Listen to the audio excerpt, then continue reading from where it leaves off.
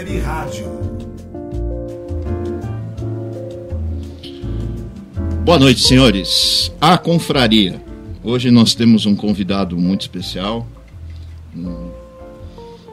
um ser ícone, único, com marcas indeléveis na carreira, com uma carreira longa e multifacetada, guitarrista, músico de estúdio, sideman, músico da noite, arranjador, produtor, com uma passagem pela banda Arp, é um dos ícones do hard, heavy rock nacional e pela banda Eterna. Também é consultor de mídias sociais para empresas ligadas aos instrumentos musicais. O paulistano Maurício Caillet é o nosso convidado de hoje no A Confraria. Ele é dono de um estilo próprio e marcante. Com seu álbum solo Time's Up, Maurício Caillet fechou um ciclo importante na sua carreira. Ao mesmo tempo do lançamento do disco, o guitarrista fechou em definitivo seu trabalho com o trio e parte para novos horizontes musicais. Maurício Caillet é dono de uma opinião muito forte e bem argumentada, especialista sério sobre equipamentos e timbres, conhecedor de country rock, dono de um dos melhores timbres de guitarra do rock do país. Caillet também se especializou na revisão de textos técnicos para editoras musicais e também na história da guitarra brasileira. Com vocês, Maurício Caillet, ou Quá. Boa noite, galera. Muito obrigado pela apresentação. Fiquei entumecido, inclusive, com a sua apresentação, né? E tá no meio de vocês dois, assim, dois ícones, né, da masturbação guitarrística, é uma coisa muito emocionante pra mim.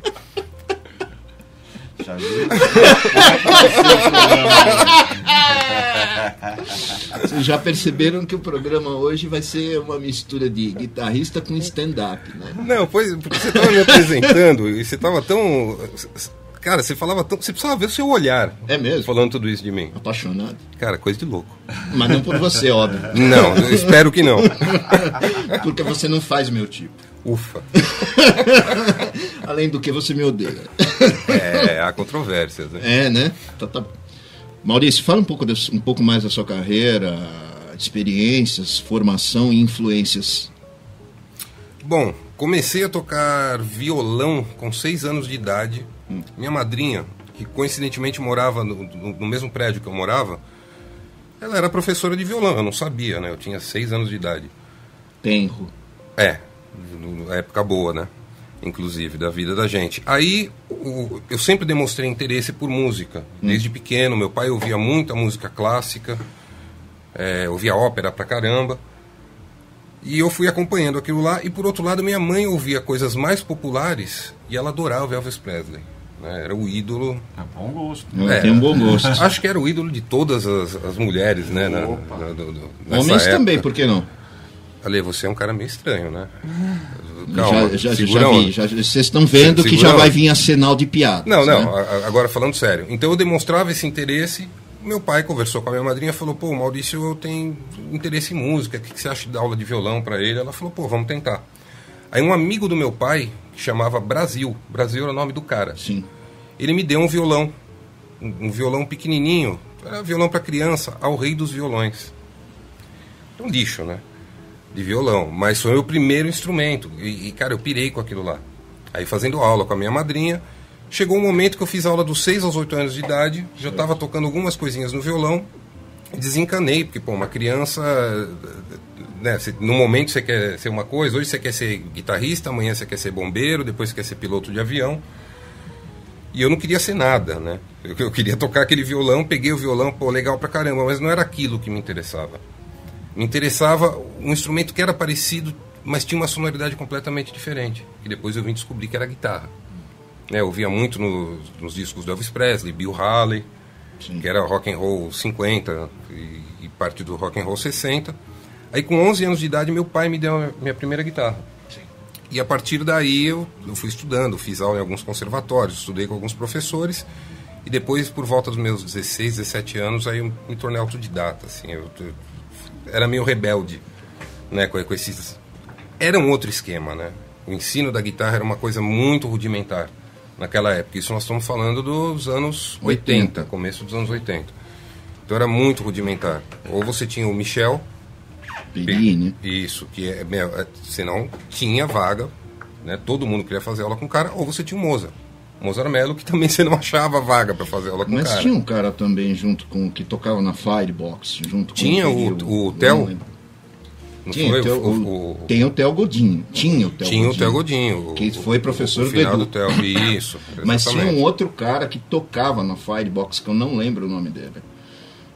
Começava com a letra M, eu não sei se era Marcelo, Maurício, Márcio, não lembro. Cara, sinceramente não lembro. Assim, não lembro. Mas eu sei que nessa época foi a época que eu escolhi a guitarra. Falei, cara, eu quero isso, é isso que eu quero fazer na minha vida. Uhum. E realmente acabei fazendo isso. Disso, da guitarra, eu fiz a minha vida. Atualmente, não necessariamente tocando. Mas até 5 anos atrás, ativamente tocando. Sim. Né? Então eu considero que eu comecei profissionalmente aos 14 anos, que foi quando eu tive... Minha primeira banda, na verdade, eu tive com 13 anos de idade. Uma banda chamada Víbora. Que a gente nem sabia que tinha o Viper na mesma época. Isso explica muitas coisas. Significa, então, mas quem escolheu o nome de Cobra foi o vocalista, não foi? Só para deixar claro. E aí tive essa primeira banda. Gravamos demotape, fizemos alguns shows, tocamos na Praça do Rock, Rainbow Bar, que era um circuito de rock and roll. Praça do Rock na aclimação, muitas bandas tocaram lá, Platina. Exatamente. Quem mais? Chave do Sol. Cara, todas as bandas do circuito tocaram lá. Quando eu fiz com Víbora já era no Parque do Estado, a Praça do Rock. Ela tinha saído da aclimação, tinha ido pro Parque do Estado. E daí pra frente, história, né, cara? Com 15 anos de idade, então, eu tive minha primeira banda, dos 13 aos 14. Com 15 anos de idade, eu recebi um convite para tocar no Árpia. Os guitarristas, na época, eram o Flávio Gutoc, sim, né, que tem uma tremenda carreira, fez uma carreira de country music excepcional, acompanhando artistas do gênero e tudo mais. E o Filippo Baldassari. Isso, exatamente. Que era a dupla de guitarristas nessa época. Eles tinham terminado de gravar o LP7. E esse LP... Com Bruxas de Salem, não é? Não. Esse é anterior. O 7 tem Voz da Consciência, Doutor, músicas bem marcantes na carreira do Árpia. Só que o Flávio Gutoc sofreu um acidente. Um acidente sério, né? Um acidente seríssimo na época. Ele tinha que tocar sentado, inclusive. Exatamente. Né? E a gente tinha uma apresentação, a gente não, né? O Árpia tinha uma apresentação no Boca Livre da TV Cultura, que apresentava também o finado Kid Vinil, com a... Nossa, qual é o nome da... Olha que mancada, ela tá no meu Facebook e eu esqueci o nome dela. Tudo bem. Mas tudo bem, depois a gente vê. História. Dada Cirino.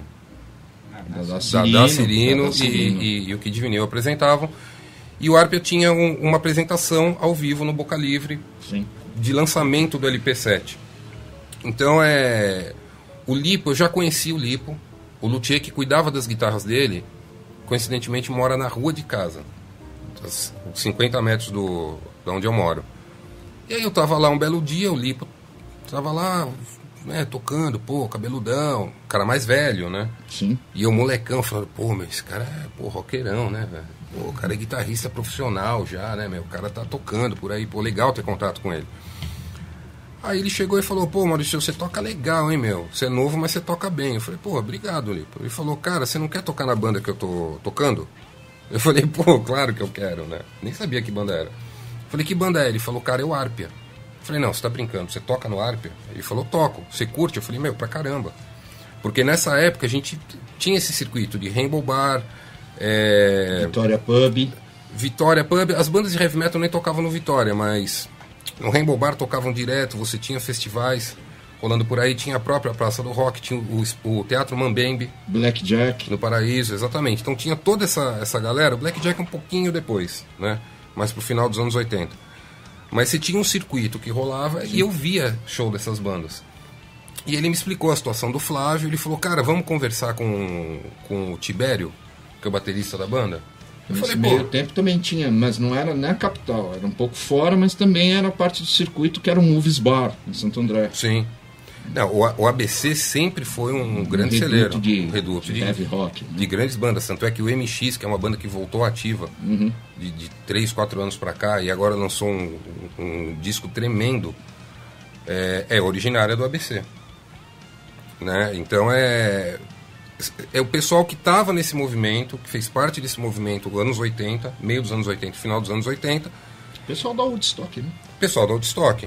O Woodstock era um ponto de encontro. Eu vivia lá, todo sábado eu estava lá. Então trocava pôster, trocava disco, Rock Brigade, fita cassete, né? Essas coisas que demoravam para chegar aqui, mas tinha esse circuito de heavy metal. Então eu comecei a tocar guitarra, já fui para uma banda de heavy metal, que foi o Víbora, e fui para o Árpia, que era um grande nome do heavy metal naquela época. É uma grande banda até hoje. Sim. Mas naquela época era o headliner. Era o headliner, o cenário era outro. Então eu fiz essa apresentação substituindo o Flávio Gutoc. Cara, então você imagina, 15 anos de idade, tocando na TV com a maior banda de heavy metal, uma das maiores bandas de heavy metal do Brasil. Cara, eu cheguei no estúdio do Tibério, que era a fábrica da Luthier, das baterias dele. Cheguei no estúdio do Tibério e ele falou: cara, escolhe o ampli que você quer. Tinha uns 18 Marshall. Eu olhei e falei: cara, eu não acredito. Então eu vivi aquele sonho. Né? Era uma coisa que eu sonhava, que a gente via em revista gringa, falava: pô, meus caras, né, tem o lance de heavy metal, tudo. Eu vivi esse sonho durou pouco. Mas eu vivi. Sim, parte da sua história. Exatamente. Aí daí pra frente, eu continuei gostando de heavy metal. Até hoje eu gosto de heavy metal. Hoje muito menos, ouço menos. Isso explica muitas coisas. Exatamente. Gosto, cara. Eu prefiro heavy metal do que John Mayer, mas tudo bem. E aí eu fui para outros caminhos. Fui procurando bandas com instrumental mais elaborado, né, com harmonias menos simples do que essas bandas de heavy metal. Né, eu ouvia muito Iron Maiden. Eu ouvia Iron Maiden pra caramba, assim. Eu ouvi tudo que era do Iron Maiden. Só que eu ouvia Ozzy Osbourne pra caramba. Sim. Por causa do Randy Rhoads. Randy Rhoads foi um cara que me marcou muito. O estilo composicional, fraseado, timbre de guitarra. Um cara que me marcou pra caramba e é muito louco, né? Porque quando eu conheci o Randy Rhoads, eu conheci o cara 3, 4 meses depois ele morreu. Então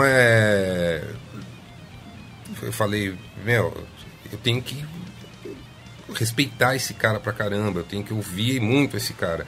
E foi um cara que foi minha influência durante muito tempo. Certo. Marcelo, por gentileza. Então, você fez parte de 2 projetos que são únicos aqui no Brasil, né? O quarteto de guitarra Quadrivium e Quatuor. Isso. Atualmente esses 2 projetos renderam o Croma e a Orquestra de Guitarra Souza Lima. Sim. O que esses trabalhos lhe trouxeram em termos de bagagem musical, experiências e principalmente em realizações profissionais? Cara, eu recebi um convite. Eu trabalhei na equipe técnica do Ultraje a Rigor, que era a banda que o Heraldo Parman tocava na época. Então eu era hold dele. Na verdade eu também estava lá cobrindo o hold oficial dele, que estava fazendo outro trabalho. Aí o hold de batera é muito meu amigo, que é o Luciano Catibe, que era o hold de batera na época. Ele falou: pô, meu, o que você acha? Os caras estão precisando de um hold. E você, meu, já toca pra caramba, manja de som de guitarra, manja dessa questão técnica, vamos lá fazer? Falei: pô, vamos, né, cara? Legal, viver também esse lance, né, de sair com uma banda em turnê. Claro, o ideal seria eu sair tocando, né? A minha banda fazendo turnê e tudo mais. Mas foi a oportunidade que apareceu, eu falei: cara, vamos lá, vamos fazer. Chegando lá, eu conheci o Heraldo e, cara, o santo bateu muito, assim, de um com o outro, né? A gente se olhou e falou: pô, meu, você toca? Não, a gente não ficou, mas... Porque ele já namorava, inclusive, né? Na época. Com todo respeito, Heraldo. Ele já namorava e o cara era bravo pra caramba. Aí, o cara que namorava com ele. Aí, meu, a gente tava trocando uma ideia, pô. Nasceu uma amizade, né? Além do lance de trabalho, nasceu uma amizade. E o Ciro Visconti estava no Japão. Ele retornou do Japão e conversou com o Heraldo. Falou: Heraldo, pô, tem um projeto de gravar música erudita com guitarra. Eu quero gravar as 4 guitarras. Vamos fazer no teu estúdio, porque eu tô afim de fazer, é legal. Aí o Heraldo falou: pô, puta ideia, né? Legal essa ideia, mas como é que você vai fazer isso ao vivo? Se você vai gravar as 4 guitarras. Porque o Ciro, além de ter essa influência de música erudita, ele tem uma influência fortíssima de Brian May. Então foi justamente esse lance de gravação em camadas, de várias vozes de guitarra, que deu um estralo para ele. Ele falou, pô, cara, por que eu não, né, vou fazer música erudita e vou gravar as 4 guitarras? Aí o Heraldo falou, cara, ao vivo você não vai conseguir reproduzir. Sim. E o Ciro falou, é verdade. O que você sugere? O Heraldo falou, cara, monta um quarteto de guitarras. Não, Heraldo, você é maluco, pô, isso não vai dar certo. 4 guitarristas juntos, 2 já não se aguentam, imagina 4 guitarristas. E o que aconteceu? Eles todos faziam faculdade na época. O Ciro, o Heraldo e o Márcio Alves, que foi o cara chamado por eles, porque também era muito amigo do Heraldo, já conhecia o Ciro. Grande Marcinho. Exatamente. Só que era um quarteto, eles estavam em 3, faltava um. O Heraldo me passou a ideia, falou, cara, a gente tá com uma ideia de fazer um lance, pô, eu acho que vale a pena você tentar, o que você acha? Eu falei, eu acho perfeito, cara. Só tem um problema. Ele falou, qual? Eu falei, como que vocês querem fazer? Ele falou, não, a gente vai pegar as partituras de quarteto de cordas, partituras originais, não vamos não, sem transposição. Sem transposição. A gente vai ver o que está dentro da tessitura da guitarra, o que tiver fora a gente vai desenvolver instrumentos para atingir essa tessitura, nós vamos tocar os arranjos originais. Eu falei, cara, muito legal. Você tem uma fita cassete com isso? Ele falou, pô, mas como assim uma fita? Eu falei, cara, eu não preciso tirar as músicas. Ele falou, não, você não está entendendo. As partituras. A gente vai ler as partituras e tocar o que está lá. Eu falei, tá, então a gente tem um outro problema. Porque eu não leio partitura. Ele falou, puta vida, bicho, e agora? Eu falei, faz o seguinte, me dá 3 meses. Ele falou, 3 meses? Você não vai conseguir ler partitura em 3 meses. Eu falei, se me dá 3 meses?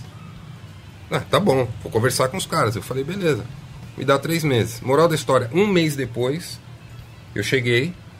Eles tinham deixado algumas partituras comigo, eu liguei pro Heraldo, liguei pros caras, falei, então, vamos fazer um ensaio? Pô, mas como assim, você não queria 3 meses? Eu falei, vamos fazer um ensaio. Ah, tá bom.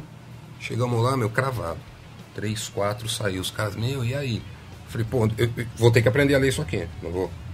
Não vou enrolar 3 meses. Se dá pra aprender em 1 mês, eu aprendo em 1 mês. E aí, nisso foi uma experiência tremenda de aprendizado. Né? Porque apesar de eu gostar muito de música erudita, de ter essa influência pelo fato do meu pai ouvir, eu nunca parei para trabalhar em cima de música erudita.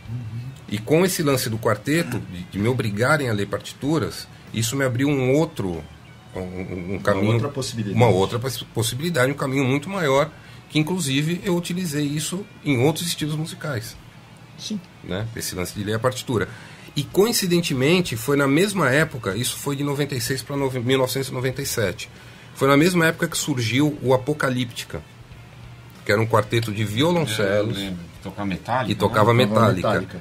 Então, cara, foi muito legal, porque os caras fizeram isso do outro lado do mundo, e a gente aqui na América do Sul fez o inverso. Pegou 4 guitarras que na época tocavam com distorção. Sim. Né, para ter a soma de harmônicos. Efeitos em geral, né? Exatamente. E para soar sinfônico. A nossa intenção na época com quadrilha era soar sinfônico. Era soar como uma formação camerística. Exatamente. Né? Que com a guitarra limpa, naquele momento, a gente não tinha desenvolvido. Posteriormente, o Chroma desenvolveu. Sim. Todo esse lance com as guitarras limpas. E, trabalho sensacional. Eu amo de paixão esse trabalho. Sou apaixonado mesmo, tenho um respeito tremendo e me vejo um pouco lá. Sempre que eu ouço alguma coisa do Chroma. De certa forma, também é parte da sua história. Também faz parte. E aí, isso foi muito legal, porque o mundo se ligou no Apocalíptica e aqui na América do Sul se ligaram no Quadrivium. Tanto é que a gente participou agora afinada, a Expo Music também. Na edição de 1997, a gente foi uma das atrações da feira. Porque foi uma tremenda novidade. Né? Então teve cobertura de vários programas de TV, revistas e tudo mais. Então isso meio que abriu o caminho para as pessoas saberem, olha, tem um cara aí que chama Maurício Calhê, esse cara existe. Tudo bem, eu estava com mais outros 3 músicos sensacionais, mas eu fazia parte daquilo lá também. Então isso abriu muitos caminhos para mim, não só na questão de leitura, né, de estudos. De vários caminhos, né, Maurício? Sim, e abriu o caminho também a carreira, né? Sim. Deu uma diversidade maior à sua carreira. Uhum. Você pode ser considerado como um guitarrista de rock que foge de padrões de estilo, aquele clichê do guitarrista roqueiro. Né? Você participou do Arpia, trabalhou como músico de estúdio no estúdio do Felipe Colodetti, né? Sim, no Creative Sound. Tocou no circuito de música country com Cavalaria, Vento Forte, tem mais alguém? Red Fox, Victor Roca, cara, praticamente todas as bandas do circuito naquela época. Country rock você tocou, né? Entre outros trabalhos. Em algum momento você chegou a se questionar se tantas vertentes musicais diferentes entre si afetariam sua personalidade musical a ponto de desfigurar ela? Não a ponto de desfigurar, muito pelo contrário. Eu acho que sempre que você está passando por vários estilos musicais, várias linguagens e várias vertentes, você está somando ao teu conhecimento. Né? Tudo é uma experiência válida. Quem me colocou nesse circuito de country music foi o Márcio Alves. Sim. E tudo aconteceu, pra você ver como 1997 foi um ano muito bom para mim. Porque aconteceu esse lance do Quadrivium, aconteceu do Márcio me colocar dentro desse circuito de country music. Sim. Porque ele já estava se desligando, ele estava mirando em outras coisas. Sim. O lance do Márcio era tocar com grandes artistas de sertanejo e tudo mais. O lance dele sempre foi sideman. Isso, né? Ele estava focando nisso. E eu entrei nesse circuito. E 97 foi um ano muito legal por isso. Teve o Quadrivium, teve o lance de eu estar no circuito de country music. Então eu já estava com duas vertentes completamente diferentes, com linguagem completamente diferentes. Fora o rock and roll e heavy metal, que é da onde eu vim. E aí eu comecei a elaborar o meu trabalho instrumental, autoral. Tudo no mesmo ano. Por quê? Porque foram tantas informações que foram chegando que eu falei, cara, eu preciso pegar isso daqui, bater no liquidificador, né? Colocar a minha forma de pensar, a minha forma de tocar, o timbre que está na minha cabeça, eu quero colocar isso para fora, eu quero que as pessoas ouçam. Né? Então foi um crescimento, assim... Eu aproveitei as chances que foram colocadas na minha frente, aproveitei da melhor forma possível. Foi aí que apareceu o Morse na sua vida?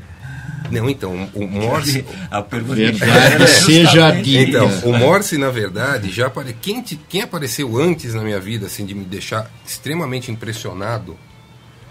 Claro, o Yngwie Malmsteen, a gente sempre brinca em rede social, fica enchendo o saco e tudo mais. Sim. Mas o Rising Force, o primeiro disco do Yngwie Malmsteen, quando esse disco saiu, pô, imagina, meu pai adorava música erudita, eu pirava em música erudita, adorava guitarra, adorava rock and roll. Isso que é coisa mais perfeita do que Yngwie Malmsteen.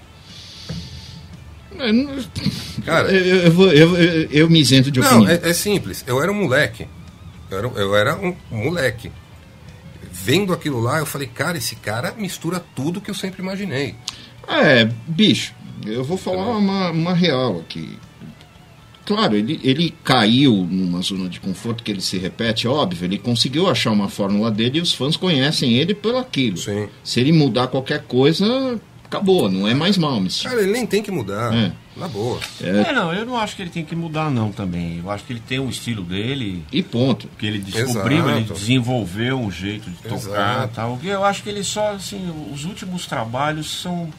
Ele derrapa, Marcelo, ele derrapa. Esse último disco que ele lançou de blues, cara... O que não é blues. Não é blues, né? Mas assim, não é blues, mas é o Malmsteen. É o Malmsteen, exato. Então tá certo. Então, mas esse... A questão não é essa, a questão é que a produção do disco é tão ruim, cara. Ele cantando é pior do que eu, bicho. É muito ruim. Isso daí é uma coisa que acontece com músico popular.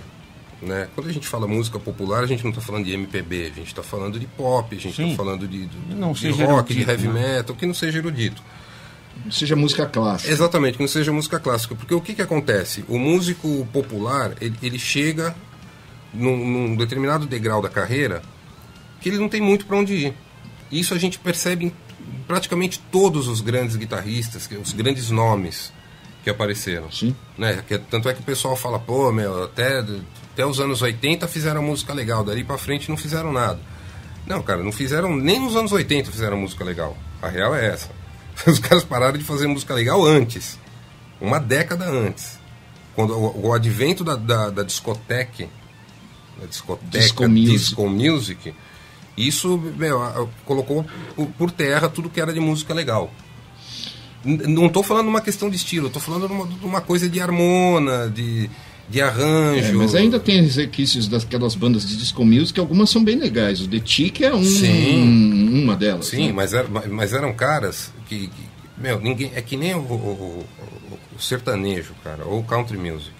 Ninguém nasce e fala assim, cara, eu vou tocar country music. Não. Eu Ninguém vou tocar nasce redneck. Ninguém nasce redneck, a não ser os caras lá. Tudo bem, mas esse cara não obrigatoriamente ele vai querer fazer música de caipira. Claro que não. Como ninguém nasce e fala, pô, cara, eu nasci pra tocar heavy metal. Não. Então, o mercado musical é uma coisa que a gente está passando hoje de novo. Você vê como o negócio é cíclico. A gente queria chegar nesse ponto. Então já chegamos. Mas o Morse não é o cara pro Deep Purple. Não é. Tanto é que ele fez o favor de salvar a banda, né? Porque se não fosse ele... Não, mas como que ele salvou as contas dele. Como que apareceu na sua vida o Morse? Voltando ao Malmsteen. Que inclusive que você estava falando, pô, os discos não são legais. Cara, eu acho que esses caras não tem que provar mais nada pra ninguém. Não. Se eles fizerem uma porcaria, beleza, eu não ouço e um abraço. Continua. Posso? Sim. Então tira a mão da minha perna, Lê. Lê, não põe a mão na minha perna. Não, você que tá pondo a mão na minha. Tá bom. Então, aí o que acontece? Depois eu levo você pra almoçar macarrão gelado com açúcar. Então, depois do Malmsteen, eu descobri um cara chamado Steve Vai. Mas ele foi? Foi, cara, e foi por muito tempo, porque eu descobri ele no Alcatraz, que coincidentemente o Malmsteen tinha tocado no Alcatraz. Saiu o Malmsteen, entrou o Vai, que já tinha saído do Zappa. Sim, que já tinha saído do Zappa. Só que paralelo a isso nós estamos falando de, guitarrista, rock and roll pra caramba, atitude rock and roll. Paralelamente a isso, eu gostava muito de Dixie Dregs. Eu sempre gostei de rock progressivo, dessa mistura. Sempre fui um cara que gostou de misturar estilos. Você ama Steve Morse. Velho, conheci Steve Morse e eu falei, legal, Morse, fica aí, porque eu ainda não entendo nada do que você tá fazendo. Do Vai eu já tô entendendo qual é a do cara. Mas fica aí de cantinho que depois a gente conversa. E, fiquei anos, assim, minha adolescência inteira pirando com Steve Vai. Tinha brigas homéricas dos caras. Não, o Malmsteen é melhor. Fala, Vai é melhor. Aquelas coisas de moleque sempre mesmo. Sempre teve, sempre vai ter. Isso. Só que tem gente que tá com 50 anos de idade e continua tendo essas discussões ainda. Sim. E aí, cara, depois que... Pô, entendi qual era do Malmsteen, entendi qual era do Steve Vai, eu falei, vamos pro Steve Morse. E tô tentando entender até hoje, cara. Pessoal, a gente vai para um breve intervalo. Daqui a pouco a gente volta com as impressões de Maurício Caillet sobre o mercado musical hoje. Você está conectado no programa Guitar Heroes, aqui na sua NKK Web Rádio. A confraria de volta no programa Guitar Heroes, mkkwebradio.com.br. Chega de Bunda Music, WhatsApp 11 982 916790. Baixe os nossos apps. Se você tem iPhone, baixe na Apple Store. Se você tem Android, baixe no Google Play. Chat na nossa página. Estejam com a gente hoje para interagir conosco. Participem do programa Guitar Heroes no Facebook. E vamos continuar. Maurício Caillet, muito obrigado pela assessoria.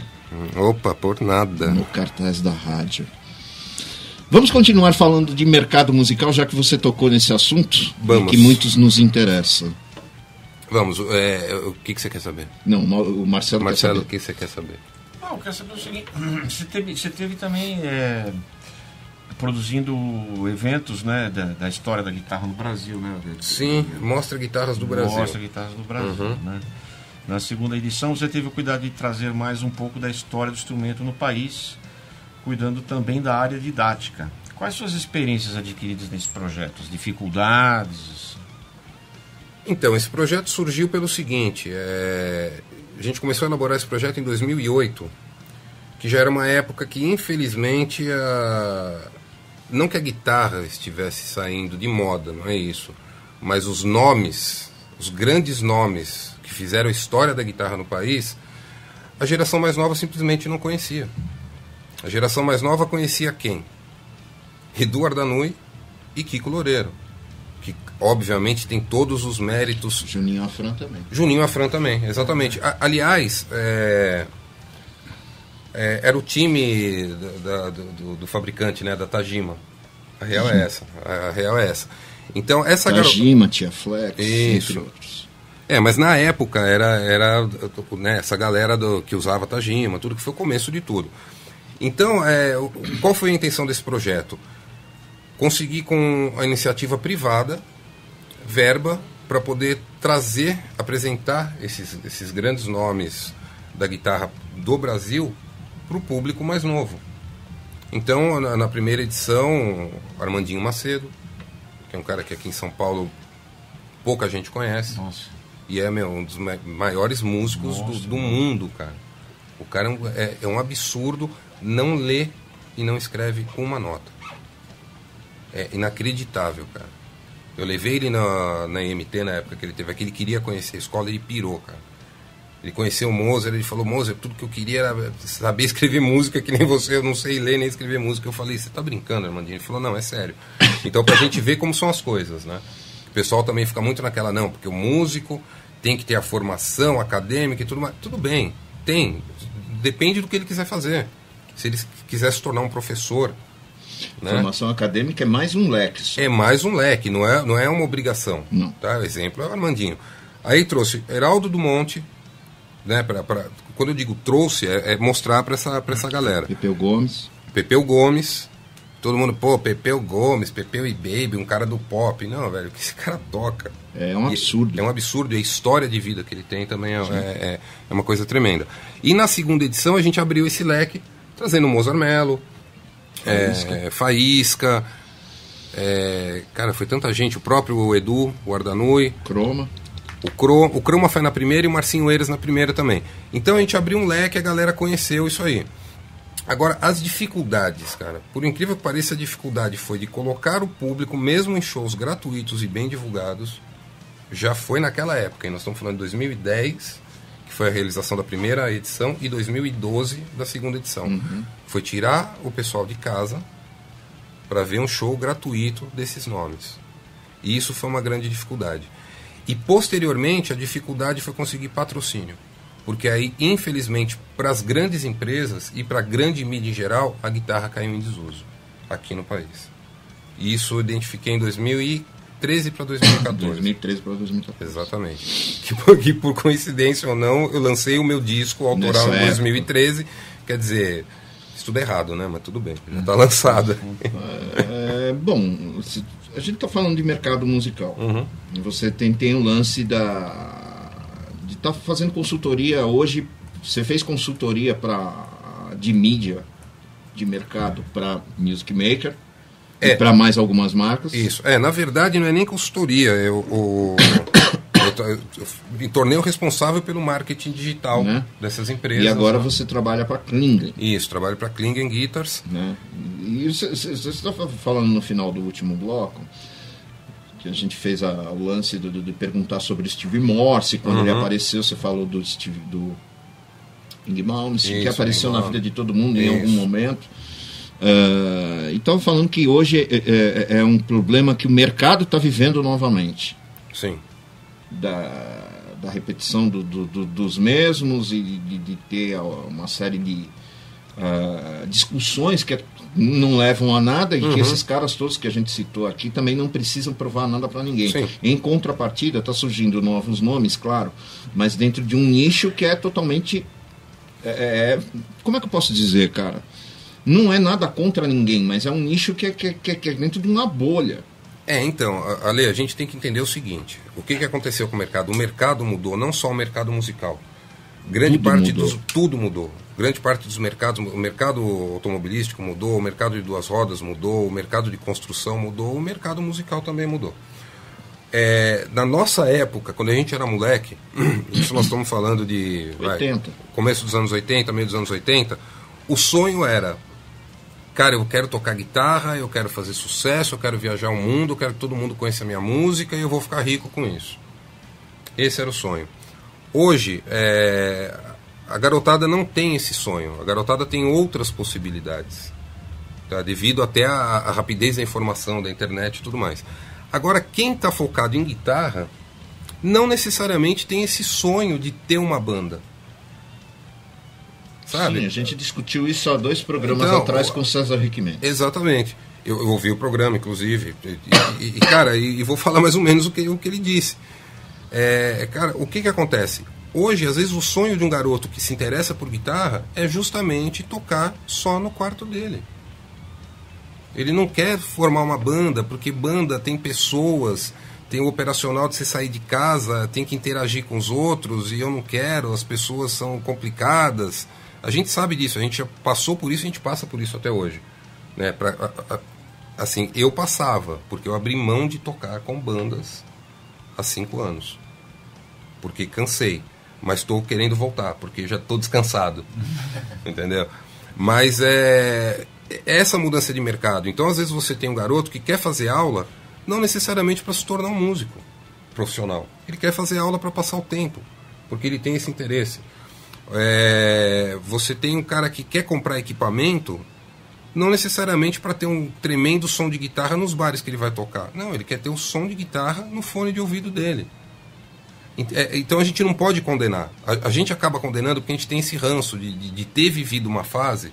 A gente não viveu com plenitude essa fase. A grande real é essa. Tá, porque nos anos 90, quando a música instrumental focada em guitarra estava em alta no Brasil, a gente estava começando a elaborar os nossos trabalhos. Quando a gente estava com o trabalho pronto, isso aconteceu comigo. Quando eu estava com o trabalho pronto, tinha acabado o nicho. O nicho, tá? Pô, Faísca, Tomate, o Álvaro Gonçalves, o Mozart Mello. Você vai citar um monte de gente. Então, aí. Todos esses caras viveram isso com plenitude. A gente não viveu. Então, às vezes, a gente fica com um pouco de ranço, falando, o cara tem que tocar com banda, o cara tem que sacar o que é o som de um Marshall no pau, entendeu? Tem, cara, mas aonde? A gente tinha lugar para tocar com Marshall no pau. Hoje em dia. A gente tinha teatros para tocar com uma banda de rock and roll. Hoje não. Então, o mercado mudou nesse aspecto. A gente tem que mudar a nossa cabeça. Quem não mudou a cabeça sofre e vai sofrer.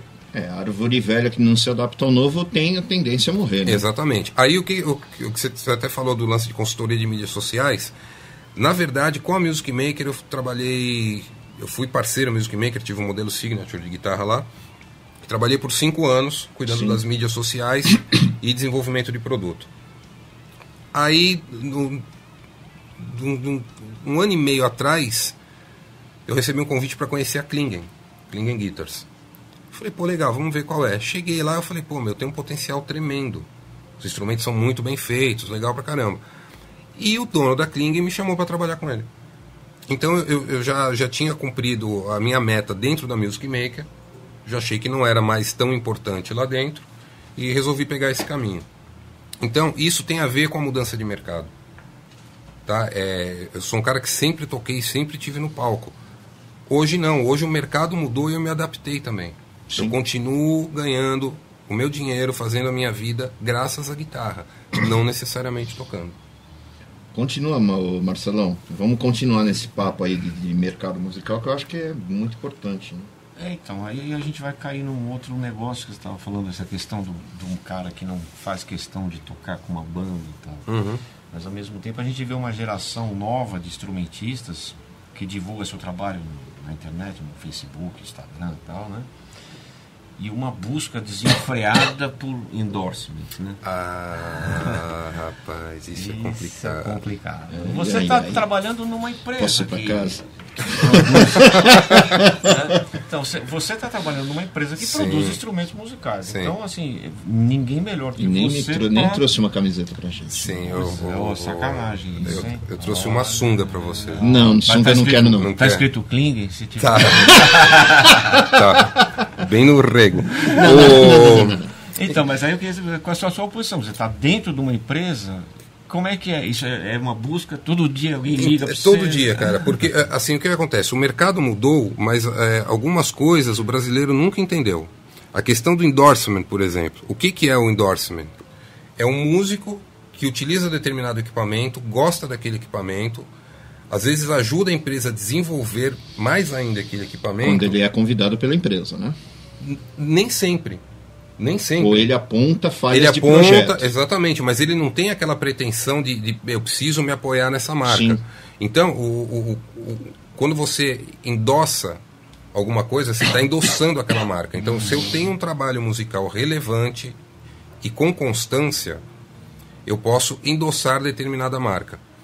E aí, as marcas, né, o departamento de marketing de cada marca vai parar e vai pensar, pô, meu, esse cara, se esse cara assinar o nosso equipamento, vai agregar a nossa empresa, o nosso equipamento e vice-versa. Aí vai agregar valor não no sentido financeiro, agregar o valor de projetar ainda mais a marca. De projetar, de você ter uma segurança, de falar, ó, meu, esse cara é um tremendo músico, ele tem uma carreira de respeito. Então, se ele indica esse equipamento, é porque esse equipamento é bom. Não necessariamente um tremendo player, mas ele tem uma carreira significante. Ele tem que ter uma carreira significante e com constância, né? Então, isso é o correto. Aqui no Brasil sempre fizeram ao contrário, né? O cara chega, às vezes ele não tem um trabalho relevante, não tem um trabalho nem com qualidade, e ele chega para a empresa e fala, olha, vocês têm que me dar uma guitarra, porque eu vou divulgar a marca de vocês. Ou seja, você está querendo dizer assim, o cara não tem pedigree. Ou seja, pedigree é uma carreira com constância, ou ele tem coisas relevantes a fazer. Exato. Marcelo tem uma carreira como sideman, como músico atuante de bar. Você tem a carreira que nós citamos no começo do programa. O Marco, que é o nosso diretor, também tem a carreira dele, assim como eu tenho uma carreira. Você tem a sua carreira nas boates de LBT, né? Também, mas o que vale Marcelo, o eu vou me demitir do programa hoje. Não, então, cara, assim, ó, vou ser muito sincero com vocês. Eu nunca, na minha vida, com uma guitarra, né, pendurada no pescoço, eu nunca pedi nada para empresa nenhuma. Mas nem tem que pedir, cara. Exatamente, porque o que acontece? Eu sempre procurei escolher o equipamento que mais se adequasse à minha forma de tocar e ao que eu estava esperando.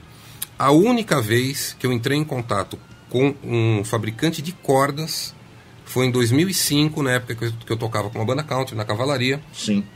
E eu achei que aquilo, como a marca estava entrando no país e estava precisando desenvolver, eu achei que aquilo seria interessante para a banda, muito interessante para a banda, né? Porque, a gente tinha violão, contrabaixo, guitarra, violino e tudo mais. Na época que você trabalhava comigo na cover de guitarra, que você estava com algumas coisas emperradas e eu fui fazer umas substituições no Vento Forte. Isso, exatamente. Aí eu procurei, isso foi a única vez. Mas não foi um lance de, eu quero ganhar uma corda gratuitamente, não é isso. Tá? Foi de fazer um planejamento, de chegar e falar, cara, a gente tem tantos shows, a gente fazia 188 shows por ano. Era a média que fazia a Cavalaria na época, que era a banda de country rock. E eu cheguei com planejamento e falei, cara, a gente tem tantos shows por ano, eu uso tantas guitarras, tem tantos violões na banda, tantos contrabaixos, que dá pra gente cordoar, pra gente fazer um teste, ver se as cordas realmente duram, se tá tudo certo. Os caras acharam que aquele era um laboratório legal e toparam. Agora, todos os outros equipamentos, eu não sou endorser de ninguém, eu sou parceiro. Tá? Esses parceiros me procuraram, porque julgaram que a minha carreira era constante, tinha uma certa qualidade, e justamente pelo fato de eu não ficar pedindo coisa para todo mundo e ficar falando que tudo é legal, às vezes não é legal, e tudo é legal, isso dá uma certa credibilidade para as coisas que eu falo. Então essas empresas julgaram que era interessante terem uma ligação com o meu nome. E você vê hoje também tem aquele negócio, né? O cara... É legal o que ele está usando, né? Aí ele para de usar, já não é legal. Aí já não é legal. É que nem muita gente me perguntou, falou, pô, cara, mas pô, Music Maker, você tinha um modelo de guitarra sua, você não tá nem com a guitarra. Eu falei, então, cara, foi a melhor guitarra que eu tive naquele momento. As minhas necessidades mudaram. Eu saí da empresa porque achei que não poderia oferecer mais do que eu já havia oferecido para a empresa. Sim. E continuo adorando as guitarras. Não é porque eu não uso mais Music Maker. Assim, eu uso porque eu tenho Music Maker. Eu tenho uma. Das 4 guitarras que eu tinha, uma eu mantive. Você ainda tem a M2C? Tem uma M2C com 2 mini humbuckers, as outras com humbucker cheio. Eu acabei... Porque tem humbucker vazio também? Tem. Tem um mini humbucker. O humbucker vazio é o single que você gosta. Não. Eu gosto de single. Ah, tá. Então, aí o pessoal, pô, mas a Klingen é melhor que a Music Maker? Cara, não é questão de ser melhor ou não. São necessidades diferentes. São necessidades diferentes e são avanços tecnológicos que isso acontece em tudo. Acontece com carro, acontece com microfone, acontece com... Assim como a pizza de sorvete. Celular, com pizza de sorvete e macarrão com açúcar. Cara, É assim, Maurício, você tem sempre teve uma preocupação muito esmerada com composição, estética musical, arranjo, execução, fraseado. Sim. Fala um pouco como funciona esse processo. Cara, esse processo para mim ele é muito simples. Eu tenho uma ideia na minha cabeça, eu preciso passar essa ideia pro meu instrumento, que é a guitarra. Agora, como que eu vou passar isso? Se eu não componho letras, eu componho melodias. E as pessoas precisam entender. Então eu uso emoções. Cara, eu transfiro muito as emoções, como eu estou me sentindo. Se eu estou numa bad, eu vou fazer uma música que vai passar isso para as pessoas. Ele vai compor uma música para nós. Vou compor uma música para os guitarristas do Brasil. Entendeu? Se eu estou legal, se eu estou numa puta vibe legal, eu vou fazer um riff e uma frase que faça as pessoas se sentirem bem também. Não trouxe seu ovo de Páscoa, hein? Pois é, eu trouxe 2 ovos para você. Eu não quero, eu passo pro Marcelo. Então é isso que eu considero. Eu uso sempre essa questão do emocional, para passar o emocional para minha música e, obviamente, utilizando as técnicas para alcançar esse objetivo. E quando você vai compor um solo para uma música sua, né, você tem alguma coisa específica? Você segue uma harmonia? Você tem um cardápio de escala que você gosta mais? Como é que você compõe? Você já tem a música pronta e eles falam, vamos fazer um solo para essa música. Então, tem muitas músicas que estão no meu disco, talvez uns 40% do que está no meu disco, solos surgiram antes do que a música. Porque é melodia, eu vou juntando melodias. Então a melodia vem na minha cabeça, eu falo, pô, legal, mas que continuidade. Time's Up foi assim, Foi. Mas que continuidade que eu vou dar nisso aqui, pô, legal. Aí depois eu vou colocar a harmona lá no meio. Então tem muita coisa que é modal, né, cara, de composição minha, que é modal, que não foi essa a intenção. Mas como surgiu primeiro a melodia, acabou rolando assim. Agora, eu sou um cara extremamente pentatônico. Eu acho horrível esse termo, guitarrista pentatônico, mas eu sou extremamente pentatônico pelo seguinte: a maioria das pessoas identificam as notas da escala pentatônica com maior facilidade. É a escala que a gente nasce sabendo sem ter nunca visto ela antes. Exato. E eu não faço... É muito louco isso. Eu faço música instrumental focada em guitarra, mas eu não faço música para guitarrista. Sim. Eu faço música para as pessoas ouvirem. Tanto é que o feedback que eu tenho do meu disco é do pessoal em churrasco, na estrada, ouvindo, reunião de família, reunião de amigos, os caras ouvindo o disco. Uma vez eu e o Marcelo, a gente estava conversando. Eu e o Marcelo, a gente tem um gosto muito parecido, por exemplo, por Alan Holdsworth. Sim. Tanto é que a gente fala que ele é o maestro. Sim. Né? E, cara, a gente estava numa dessas conversas, nessa conversa caiu o lance do seu disco.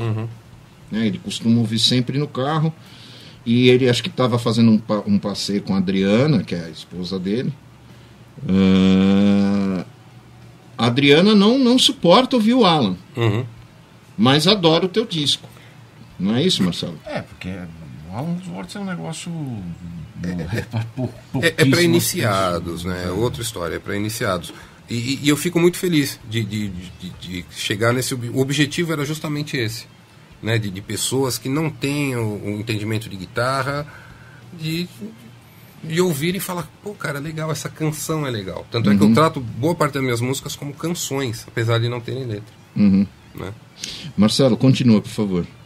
Nós estamos ficando com o tempo escasso aqui, reduzido. Então, vamos para última pergunta da noite aqui, né? Porque ele quer que deixar as suas impressões.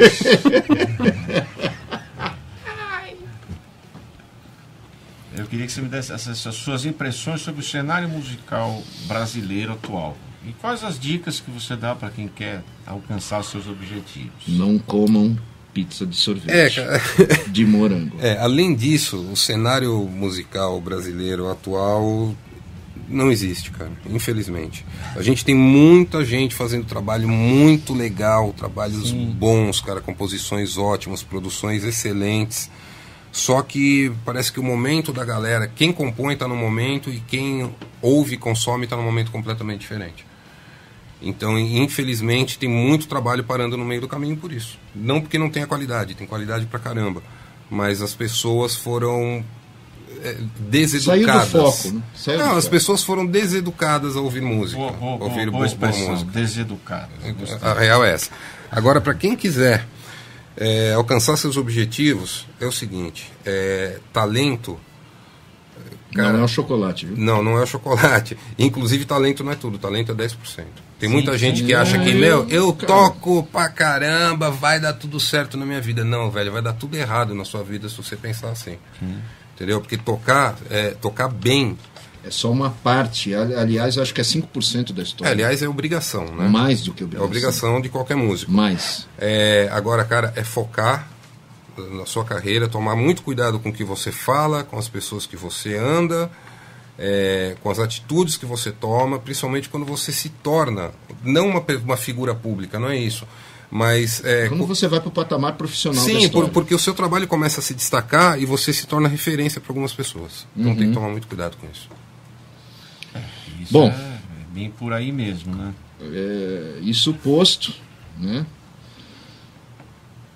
Eu acho que, claro, 1 hora só de programa não dá para a gente ficar argumentando muita coisa, porque tem muita história para somar. Não por causa dos 3 aqui, nem porque nós somos amigos fora disso aqui. Sim. Se for falar a real, eu conheço o Maurício há 20 anos, na viagem mais inusitada, maluca do universo. Tá vendo? Tudo isso graças à guitarra. Graças à guitarra. Como você falou, eu também vou falar a mesma coisa. O Marcelo sustentou a vida dele inteirinha com guitarra. Eu sustentei minha vida inteirinha com guitarra. Todos os nossos amigos em comum sustentaram a carreira, vida pessoal, vida profissional com a guitarra. Sim. Né? Então, assim, o que é legal para essa molecada que está vindo agora, está tocando e, eu acho que eles têm um play fantástico. Agora, eu me permito dizer algo. Tem o play fantástico, mas falta o lado profissa da história. Entra justamente naquela questão da falta de convivência com outros músicos, não só com outros músicos, mas com a estrutura de um show. Falta o lado de maturidade. Falta maturidade, porque o que a gente mais vê, e eu encaro isso de uma forma muito triste, né, porque somos românticos, a gente discutiu isso antes do programa. A galera não segura a onda na hora que explode, certo? É isso. Bom, gente, uma boa noite para vocês. Muito obrigado por estarem até agora. mkkwebradio.com.br, WhatsApp 11 982916790. Baixem os aplicativos. Se você tem iPhone, baixem na Apple Store. Se você tem Android, baixem no Google Play. Chat na nossa página, a gente vai conversar com vocês, a gente vai ter o maior prazer em sanar as suas dúvidas. E campanha Verdade Seja Dita. Oi? Steve Morse não é o cara do Purple. Não é, apesar de ter salvado a banda. Então, galera, obrigado, viu? Muito obrigado pela oportunidade de bater o papo com vocês. É sempre uma alegria tremenda. Mentiroso. É um prazer para vocês, né? Valeu, e se vocês quiserem acompanhar meu trabalho nas redes sociais, Maurício Cailê, Instagram Maurício Cailê, YouTube Maurício Cailê, põe Maurício Cailê no Google, apareço eu, a rua em Curitiba, o prédio em Curitiba e a estrada em Santa Catarina. Tá bom, bobão. E ouçam o disco, tá?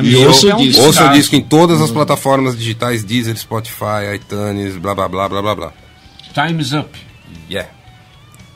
Isso aí.